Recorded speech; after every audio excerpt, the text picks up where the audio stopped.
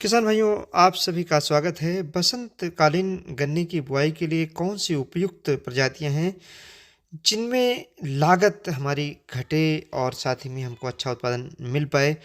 हम आज यहाँ पर चर्चा करेंगे जो नई गन्ने की किस्में हैं। 3 नई किस्में हैं जिन पर किसान भाइयों का बहुत रुझान है, चूँकि ये किस्में ऐसी हैं जो 238 के बाद गन्ने का अच्छा उत्पादन दे सकती हैं। जिसमें सबसे ऊपर हम रखते हैं कोलख 14201 गन्ने की प्रजाति को, और उसके बाद सीओ 15023 को और सीओएस 13235 को।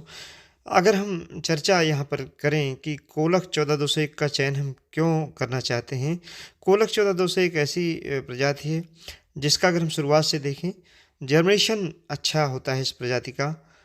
इसके बाद इस प्रजाति में लॉजिंग नहीं है। टिलरिंग यानी जो ब्यात है वह काफ़ी अच्छी होती है, और अगर हम लेट प्लांटिंग करें चाहे अर्ली प्लांटिंग करें, हर समय के लिए ये गन्ने की प्रजाति उपयुक्त है। एक ख़ास बात, चूँकि इसमें फाइबर का कंटेंट ज़्यादा है इस प्रजाति में, तो चाहे कीड़े हों और चाहे बीमारी हो, उसमें इसका नुकसान कम से कम होता है, और जंगली जानवर भी इस प्रजाति का नुकसान नहीं करते हैं। इस प्रजाति की लिमिटेशन क्या है? इस गन्ना प्रजाति की लिमिटेशन ये है कि अगर फर्टिलिटी आपकी ज़मीन की अच्छी नहीं है, यानी आपका खेत ज़्यादा उपजाऊ नहीं है, तो ऐसी दशा में इसका उत्पादन कम हो जाता है। लेकिन अगर आप ऑर्गेनिक फर्टिलाइज़र्स को डाल दें, ऑर्गेनिक फर्टिलाइज़र्स में कौन-कौन सी फर्टिलाइज़र हैं जो आपके घर पर होती हैं? गोबर की सड़ी खाद हो, खली हो, चाहे फार्म यार्ड मैन्योर हो, चाहे ग्रीन मैन्योर हो यानी हरी खाद हो, अगर इनको हम प्रयोग करते हैं तो इसका फ़ायदा ये रहता है कि इसमें जो हमारे मेन पोषक तत्व हैं, नाइट्रोजन, फास्फोरस, पोटास के अलावा जो माइक्रो न्यूट्रिएंट्स हैं, चाहे कॉपर हो, मैग्नीज हो, जिंक हो, मोलिब्डेनम हो, बोरान हो, इस प्रकार के तत्व यानी कैल्शियम, मैग्नीशियम, सल्फर, सभी प्रकार के बैलेंस तत्व इसमें पाए जाते हैं, जिससे पौधे की अच्छी बढ़वार होती रहती है। अगर हम ऑर्गेनिक फर्टिलाइजर्स का प्रयोग कर लें तो ये प्रजाति गन्ने की काफ़ी बेहतर है, 14201। हम दूसरी जो प्रजाति की बात करेंगे यहाँ पर, सीओ 15023 की। ये एक ऐसी प्रजाति है जो लेट प्लांटिंग अगर इसकी की जाए तो इसमें नुकसान कम होता है, और इसमें बहुत हैवी फर्टिलाइजेशन की ज़रूरत नहीं है। जिस तरीके से अभी हमने फर्टिलाइज़र की बात की है सीओएल के 14201 में, वैसे फर्टिलाइज़र की इसमें ज़रूरत नहीं है। और ख़ास तौर से जो हमारी प्लांटिंग है अक्टूबर नवंबर की, उसमें कम से कम फर्टिलाइज़र का प्रयोग करें जिससे कि ग्रोथ ज़्यादा ना हो और इस वैरायटी में लॉजिंग ना हो। लॉजिंग की बहुत बड़ी समस्या है अगर हम बात करते हैं सीओ 15023 की। इस वैरायटी का एट्रीब्यूट ये है कि टिलरिंग बहुत अच्छी है, जर्मिनेशन फास्ट होता है, इसके साथ-साथ ग्रोथ बहुत अच्छी है, और जो सबसे ख़ास बात है इस वैरायटी की, इसके हर गन्ने का जो वज़न है, वेट है, पर स्टिक वेट, वो काफ़ी बेहतर है। हम अगर इसकी तुलना दोनों वैरायटियों से करें, चाहे 13235 से कर लें और चाहे कोलख 14201 से कर लें, तो ये एक ऐसी प्रजाति है, इसकी मल्टी राइटूनिंग भी कर सकते हैं, यानी कई बार हम इससे पेड़ी गन्ना भी ले सकते हैं। और चूँकि एक्स्ट्रा अर्ली मैच्योरिटी है इस वैरायटी की, बहुत सॉफ्ट वैरायटी है, इसको हम चाहें तो 8 से 10 महीने में हार्वेस्टिंग करा करके और चीनी मिलों का जो संचालन है उसको हम पहले कर सकते हैं। लेकिन इसका जो एक अवगुण है कि लॉजिंग होती है, और चूँकि ये वैरायटी सॉफ्ट है, इसमें फाइबर का कंटेंट कम है, तो ऐसी दशा में जो जंगली जानवर हैं वो इस वैरायटी को नुकसान करते हैं। लेकिन अगर आप सुरक्षा कर पाते हैं तो ग्रोथ के पॉइंट ऑफ व्यू से ये बहुत अच्छी गन्ने की प्रजाति है। फिर बात आती है 13235 की। 13235 बहुत फास्ट ग्रोइंग वैरायटी है। इस वैरायटी का एक ही डीमेरिट है कि इसकी जो बड्स हैं वो स्प्राउट कर जाती हैं, यानी गन्ने की जो आँखें हैं वह जैसे ही गन्ना गिरता है स्प्राउट कर जाती हैं। और परिष्टिक पेट भी इस वैरायटी का हमने देखा कि कम पाया जाता है। और अगर हम टिलरिंग की बात करें, टिलरिंग बेहतर है। इन सभी वैरायटियों में सबसे अच्छी टिलरिंग 14201 की है, लेकिन ये जो दोनों ये प्रजातियां हैं, चाहे वो 15023 हो चाहे 13235 हो, इसमें भी टिलरिंग पर्याप्त होती है। अब किसान भाइयों, बात आती है कि हम इन वैरायटियों को किस समय लगाएं। जो 15023 और 13235 वैरायटी हैं, फास्ट ग्रोइंग वैरायटी हैं, इनको थोड़ा हम लेट लगा सकते हैं, यानी मार्च के बाद लगाएँ, अप्रैल में लगाएँ, तो ये अच्छी वैराइटियाँ हैं।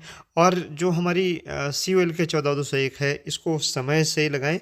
हालाँकि हमारे पास एक गन्ना है जिसको हमने आगे भी आपको इसमें दिखाएँगे, जिसको हमने 15 अप्रैल को लगाया था। इसके बावजूद भी उसकी जो ग्रोथ है और टिल्डिंग है काफ़ी अच्छी हुई है।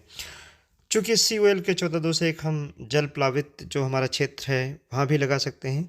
सीओएल के 14-201 को हम चाहे सितंबर में लगा लें, अक्टूबर में लगा लें, बहुत अच्छा बेहतर है। फरवरी मार्च में लगाएँ, बहुत अच्छा उपज दे सकती है।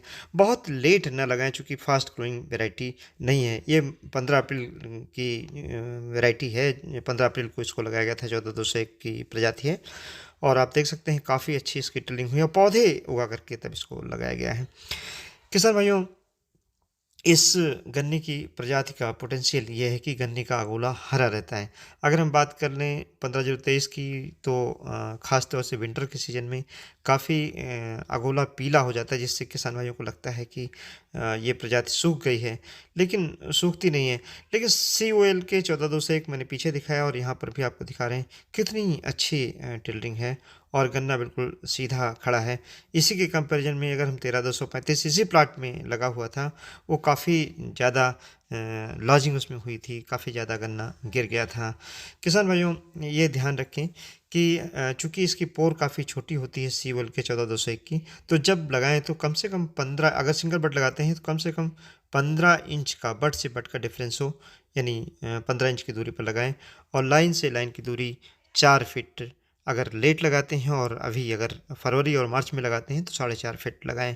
और एक जो फ्लैट हमारा रिकमेंडेशन है फर्टिलाइज़र का, 1 एकड़ में 200 KG single super phosphate, 50 kilogram muriate of potash, 50 kilogram urea डालें।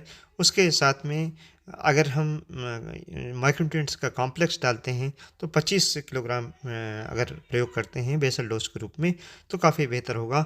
और 1 एकड़ में कम से कम 50 कुंटल यानी 50 कुंटल हम गोबर की सड़ी हुई खाद का प्रयोग करें, वो भी गन्ना बोने के 15 दिन पहले। और ट्राइकोडर्मा 5 किलोग्राम प्रति एकड़ की दर से आखिरी जुताई पर बिखेर कर और जुताई शाम के वक्त कर दें, तो गन्ने की चाहे जो भी प्रजाति हो उसके लिए ये काफ़ी उपयुक्त पाया जाता है। सीड का ट्रीटमेंट करने के बाद ही गन्ने की बुआई करें। वैरायटी कोई भी प्रयोग कर रहे हों, चाहे 14-201 हो, 13-235 हो या 15-023 हो। जलवायु क्षेत्रों में हम 98-014 गन्ने की प्रजाति को भी लगा सकते हैं। और जो किसान भाई पूर्ववत 118 लगा रहे हैं, 118 में ये देखा गया कि अगर हम वेट की बात करें तो 14-201 और 13-235 नहीं बल्कि 15-023 से 118 का पारिस्टिक वेट कम रहता है। तो ऐसी दशा में इन प्रजातियों का चयन कर सकते हैं। हमने एक कंपैरिजन किया है कि अगर आप 15-023 को अच्छी तरीके से लगाते हैं तो बहुत आसानी से 118 से ज़्यादा उपज ये वैरायटी दे देती है।